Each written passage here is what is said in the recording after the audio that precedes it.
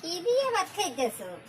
ভাত খাইতে আছি পাঙ্গাস মাছ, আলু, কাঁকরোল দিয়ে ভাজি, আর যে খেত কলমি শাক, আর হলে 4টে কাঁচামরিচ লইছি। আর হলে লেবু। লেবুর সাথে আমার ডালটা হইল গিয়ে প্রিয়, তবে ডালের সাথে একটা বাগার দেশে মরিচও আছে, শুকনো মরিচ। এই দিয়ে খাবো। জিভে পানি এসে গেছে ডাল আর লেবু দেখা।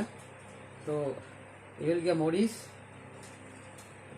বিসমিল্লাহ বিসমিল্লাহ।